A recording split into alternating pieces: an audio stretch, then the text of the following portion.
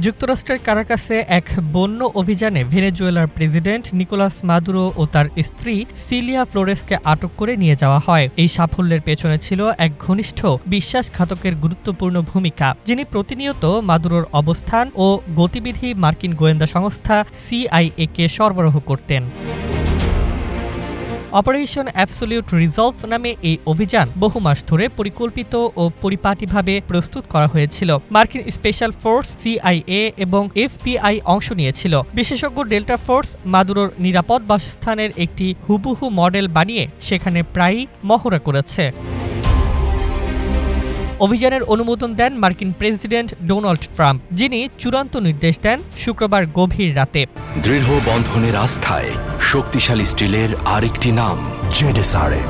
ওই রাতেই মার্কিন যুদ্ধ বিমান ও যুদ্ধজাহাজ কারাকাসের আকাশে হামলা চালায়, যা আড়ালে স্পেশাল ফোর্স মাদুরোর বাসভবনে প্রবেশ করে। মার্কিন বাহিনী গুলির মুখে পড়লেও প্রবেশপথে সাফল্য পায়। মাদুরো একটি সেফ রুমে ঢোকার চেষ্টা করলেও সময়ের অভাবে ব্যর্থ হন এবং আত্মসমর্পণ করতে বাধ্য হন। অভিযানে কয়েকজন সেনা আহত হলেও কেউ নিহত হননি। বিশ্বাসঘাতকের পাঠানো তথ্যের ওপর নির্ভর করে এই দ্রুত ও সুচারু অভিযান সম্ভব হয়েছে। তার তথ্যেই মার্কিন বাহিনী মাদুরোর নিরাপদ আশ্রয়ে পৌঁছাতে পেরেছে এবং তাকে বন্দী করতে সফল হয়েছে।